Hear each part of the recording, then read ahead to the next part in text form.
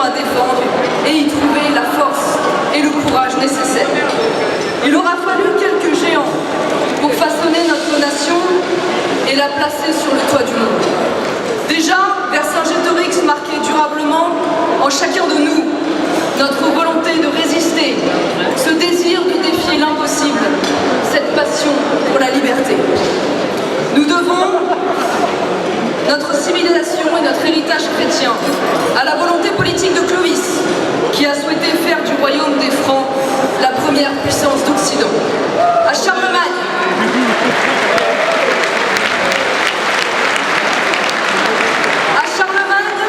d'être les dignes fils des Romains, à Louis XIV la splendeur, à Napoléon la grandeur.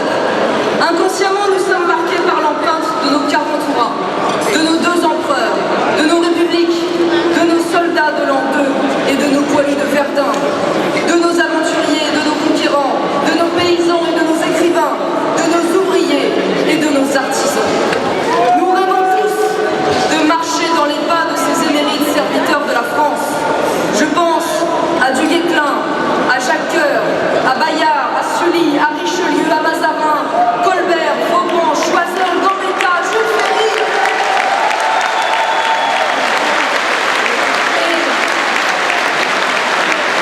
Et tant d'autres.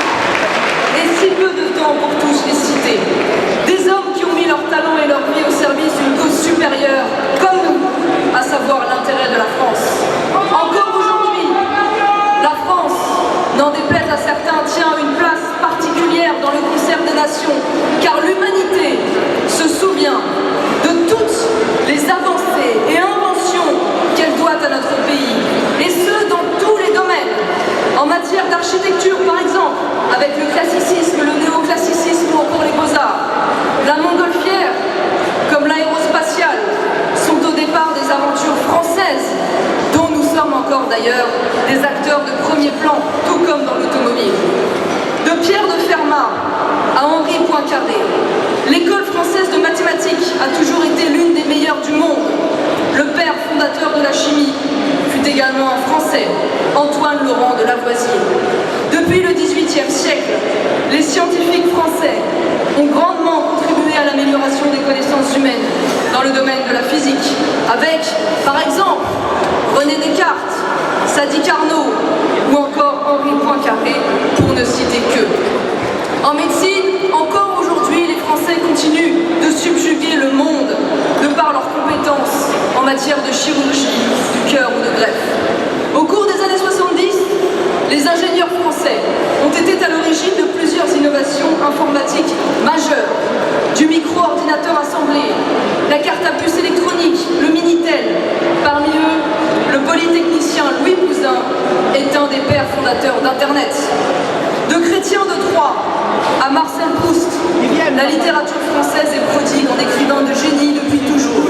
Et rien qu'au XIXe siècle, elle a donné naissance à 3 auteurs de renommée mondiale, Alexandre Dumas, Honoré de Balzac et Victor Hugo.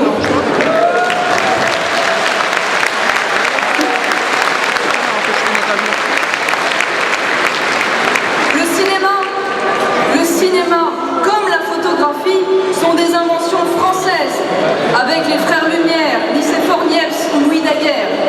Depuis le XVIIIe siècle, la mode française irrigue le monde, tout comme la galanterie et la courtoisie. Un trait particulier reconnu de la civilisation française est tellement mis à mal aujourd'hui dans certaines parties de son territoire.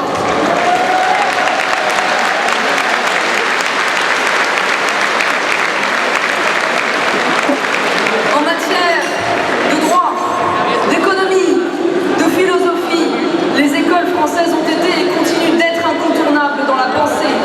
Tant et si bien qu'Henri Bergson en disait « Le rôle de la France dans l'évolution de la philosophie moderne est bien net.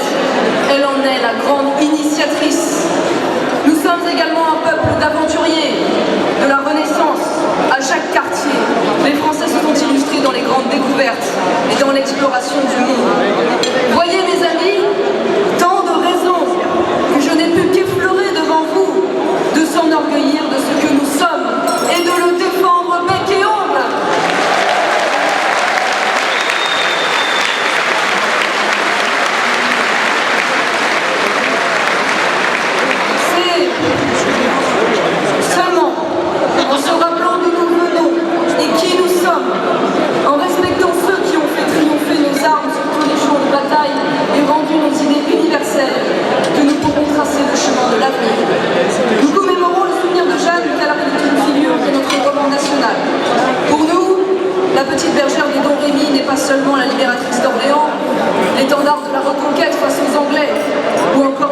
magnifique d'une conscience nationale.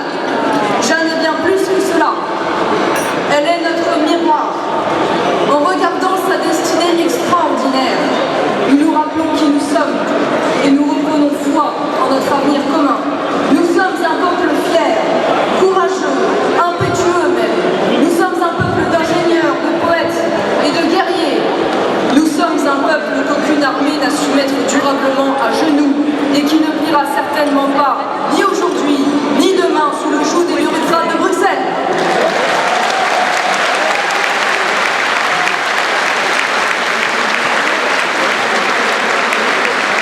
Alors, pour conclure, en ce 1er mai, fête de Jeanne d'Arc, je souhaiterais simplement que nous ayons tous une pensée pour ceux qui nous ont légué ce pays que nous aimons tant.